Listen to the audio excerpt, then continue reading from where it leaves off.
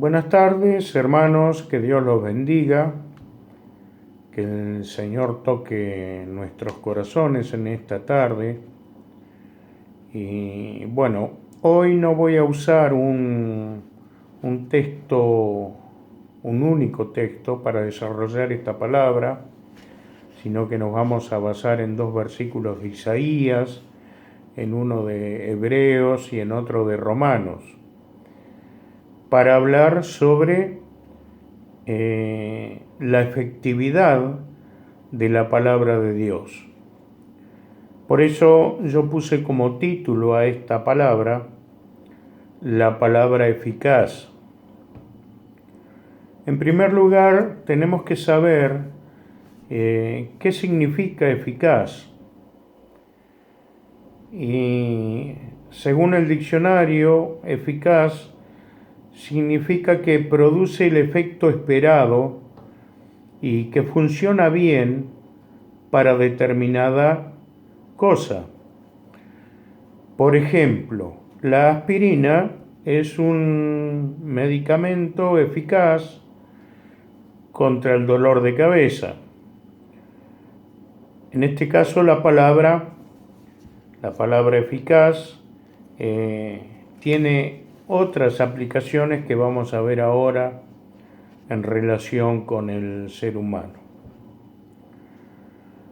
Los hijos de Dios tenemos un compromiso muy grande con el Señor de administrar su palabra. La palabra no nos pertenece a nosotros, sino que le pertenece a Dios. El poder para predicarla y para ministrar incluso nuestras vidas es de Dios, y nosotros también somos de Él. O sea que somos simplemente administradores y Dios quiere que administremos su palabra para beneficio nuestro, para beneficio de nuestros hermanos también en la fe y para salvación para todo aquel que crea en Jesús. Él hizo la mayor parte cuando estuvo en la tierra, muriendo en la cruz para perdón de nuestros pecados, y previamente predicó el arrepentimiento de pecados, dado que el reino de Dios se había acercado a la tierra en la persona de Él. Y nosotros debemos continuar con esa tarea de predicación que inició nuestro Señor Jesucristo. Tal vez al predicar no veamos frutos inmediatamente, pero de seguro que la palabra hará su efecto, tarde o temprano la palabra cumplirá con el propósito para el que es enviada. En Isaías, capítulo 55, versículos 10 y 11, dice lo siguiente: porque como desciende de los cielos la lluvia y la nieve, y no vuelve allá al cielo, sino que riega la tierra y la hace germinar y producir, y da semilla al que siembra y pan al que come, así será mi palabra que sale de mi boca. No volverá a mí vacía, sino que hará lo que yo quiero, dice el Señor, y será prosperada en aquello para que la envié. El pueblo de Israel era un pueblo que en sus primeros años o periodos de monarquía, bajo el reinado de de Saúl primeramente, luego de David y después de Salomón, la fuente de su economía era la agricultura y la ganadería. Luego se agregaron el comercio con otras naciones, la artesanía, pero siempre fue la ganadería y la agricultura la principal fuente de su ganancia económica. Ahora, cuando Dios enviaba lluvia, estaba todo perfecto. Se podía sembrar, los sembrados producían, y no solo producían para alimentarse ese año, sino que también proveía semilla para la continuidad del sustento de Israel. Asimismo, el ganado también, al haber lluvia, tenía que comer porque las hierbas crecían. Pero qué catastrófico habrá sido cuando Dios, para corregir a su pueblo de Israel, detuvo la lluvia por 3 años y 6 meses. Y esto lo hizo el Señor para volver el corazón de su pueblo a Él, su corazón que se había apartado tras otros dioses. Dios disciplinó a su pueblo deteniendo la lluvia, y lo hizo a través de su palabra expresada por medio del profeta Elías. Cuando Elías comenzó a ser perseguido, Dios le dijo que se esconda en el arroyo de Querit, que quedaba enfrente del Jordán, y allí Dios lo sostuvo con agua del arroyo y carne que le llevaban los cuervos, hasta que se secó el arroyo, después de unos días, dice la palabra. Entonces el profeta se fue a una ciudad que se llamaba Sarepta, donde Dios había ordenado a una viuda que sostuviese al profeta de Dios. Pero ¿qué pasó cuando llegó el profeta a Sarepta? La viuda estaba juntando unos leños y solamente le quedaba para cocinar una porción de masa. Para eso le alcanzaba la harina y el aceite que tenían para comerlos con su hijo y luego dejarse morir, porque ya no había más alimento. Y así como la viuda estuvo al borde de la muerte, es de suponer que mucha gente murió en Israel a causa de la sequía y como consecuencia de la sequía el hambre. Y Dios compara con la historia esta, con la historia de la lluvia, y con la palabra de la lluvia que desciende, y la nieve, y produce vida, es vivificante, compara a la palabra. La palabra de igual manera tiene su efecto vivificante en el mundo, en la gente. Dios nos da vida a nosotros por medio de su palabra. La única diferencia que hay entre la lluvia y la nieve y el efecto que hace con el efecto de la palabra de Dios es que el ser humano tiene la opción de recibirla o rechazarla. En caso de recibirla, la palabra producirá vida, y vida en abundancia, dice la Biblia. Pero en el caso de rechazarla, la palabra producirá juicio. Tiene su efecto, pero depende del hombre que la reciba con fe o no la reciba, cierre su corazón y no quiera recibirla.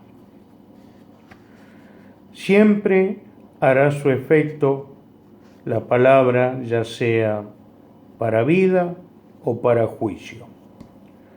Por eso dice Hebreos 4:12 que la palabra de Dios es viva y eficaz y más cortante que toda espada de dos filos y penetra hasta partir el alma y el espíritu, las coyunturas y los tuétanos, y discierne los pensamientos y las intenciones del corazón. La palabra de Dios es viva y eficaz. Es viva desde el punto de vista de que le sirvió tanto al pueblo de Israel en aquel entonces como después de tantos miles de años nos sirve a nosotros. La palabra nunca ha dejado de ser, ni pasará jamás, tampoco mientras exista mundo y mientras haya seres humanos que puedan recibirla o rechazarla. Y esta palabra es viva además porque demanda del ser humano la creencia, el obedecerla, y conforme a su obediencia poder recibir de Dios una vida nueva. A nosotros nos afecta la palabra, ya sea leída o hablada directamente por Dios, en lo más profundo de nuestro ser. A eso se refiere el escritor cuando dice que penetra hasta partir el alma, y todo esto que leíamos, el alma y el espíritu, las coyunturas y los tuétanos, no tiene intención de comenzar a tratar parte por parte al ser humano, sino que más bien el énfasis está en que la palabra de Dios penetra hasta lo más profundo del ser, hasta lo más profundo de la psiquis, hasta lo más profundo del espíritu, del corazón. Y también produce su efecto en estas áreas de la vida de las personas. Pero también puede producir liberaciones en el caso de ser hablada directamente por Dios o hablada en el nombre de Jesús. Dice en Mateo 8, en Marcos 1, 23 al 26, se relata la historia de la liberación de un hombre que se manifestó en una sinagoga y el demonio habló de adentro de él, pero Jesucristo le dijo, cállate y sal de él, y el espíritu salió de este hombre, fue liberado. Marcos 1, 23 al 26, si después lo quiere leer. Igual yo después les voy a dar a aquellos que me hayan dado su correo electrónico la parte escrita de este estudio. Y la palabra de Dios, hablada por Dios, también puede producir sanidad. Tenemos una historia en la Biblia de un centurión que tenía un siervo que estaba gravemente enfermo, dice la palabra, y se acercó a Jesús, y Jesús iba a ir a sanarlo, pero el centurión le dijo: yo no soy digno de que entres en mi casa, pero una palabra tuya bastará para sanarle. Entonces Jesucristo se admiró de la fe de este centurión y le dijo que vaya y que conforme a su fe sería hecho. Esa fue la palabra pronunciada por Jesucristo que produjo la sanidad en ese momento en el siervo del centurión. Bien, una palabra dada por Dios a través de alguien, a través de una persona, a través de uno de sus hijos, es una palabra del Espíritu Santo, una palabra poderosa que fluye a través de la vida de alguno de sus hijos y produce un efecto sanador en el cuerpo de las personas, si Dios así lo quiere, si así es su voluntad.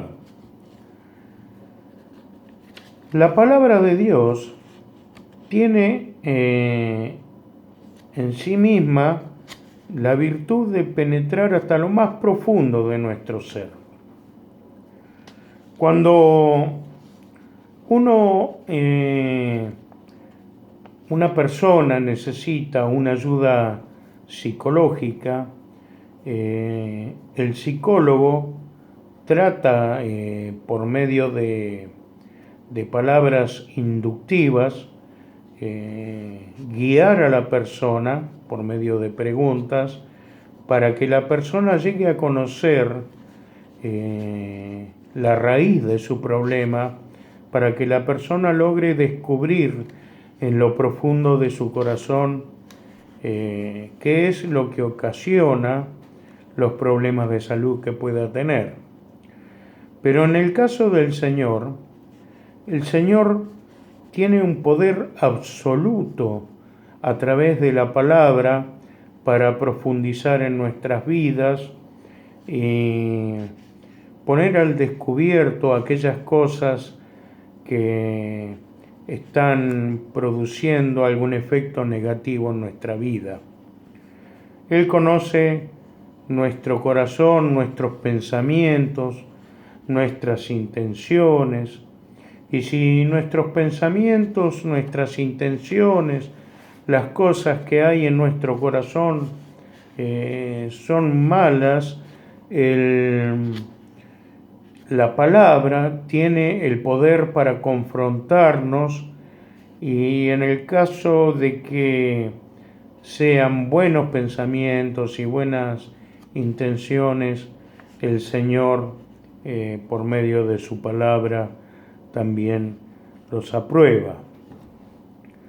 Es en sí un parámetro para nosotros, para que sepamos en qué lugar estamos parados o cómo está nuestro corazón, porque nadie puede conocer totalmente su corazón. Mencionábamos nosotros en el caso de la psicología, que tratan de llevarnos a profundizar en nuestro interior para conocernos a nosotros mismos, pero el trabajo de los psicólogos no alcanza para llegar a lo profundo de nuestro ser. Pero Dios, por medio de su palabra asistida, aplicada por el Espíritu Santo, sí puede profundizar en nosotros, hasta lo más profundo de nuestra vida. Es por eso que el salmista, que no podía conocer sus propios errores, como nosotros tampoco podemos hacerlo, en el Salmo 139, versículos 23 y 24, dice: examíname, oh Dios, y conoce mi corazón, y pruébame y conoce mis pensamientos, y ve si hay en mí camino de perversidad, y guíame en el camino eterno.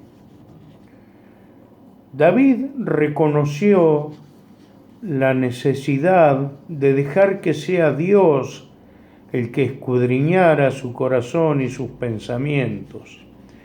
Y nosotros debemos hacer lo mismo, debemos ponernos en oración delante de Dios, que Él nos examine y que Él vea cómo está lo profundo de nuestro corazón, qué cosa tenemos en lo profundo que a Él no le agrade, que Él examine nuestros pensamientos y nos ayude a desechar también por el poder de su Espíritu Santo todo aquello que no sea agradable delante de su presencia. Fijémonos que el salmista oró a Dios. Esta es una oración. Examíname, oh Dios. Y hacemos bien si nosotros permanentemente le pedimos al Señor que haga este trabajo en nosotros, porque el camino que nos resta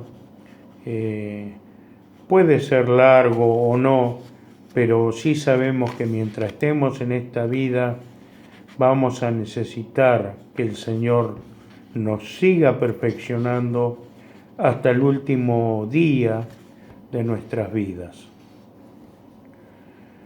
En tercer lugar, la palabra es poderosa, eficaz, produce efecto cuando es predicada también por medio de la unción de su Espíritu Santo.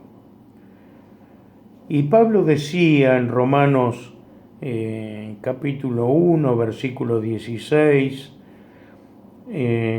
no me avergüenzo del Evangelio, porque es poder de Dios para salvación a todo aquel que cree, al judío primeramente y también al griego. Si había discriminación racial en aquel entonces, era entre judíos y griegos, pero Pablo reconoció que el Evangelio no hacía acepción de personas, el Evangelio no tenía preferencias y Jesucristo murió por todo ser humano, sea de la raza que sea, no hay diferencia para Él de ningún tipo, ni social, ni intelectual, no hay diferencia de ningún tipo delante del Señor. El Evangelio es para todo ser humano y debe ser predicado a todo ser humano, rico o pobre, intelectual o no, sea del color de la piel que sea. Y así como Pablo no se avergonzaba del Evangelio y lo predicó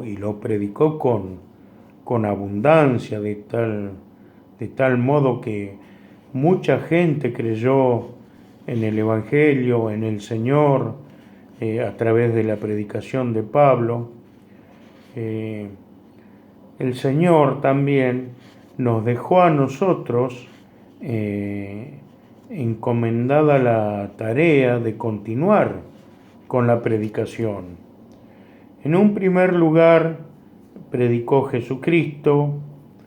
En un segundo lugar, predicaron sus discípulos.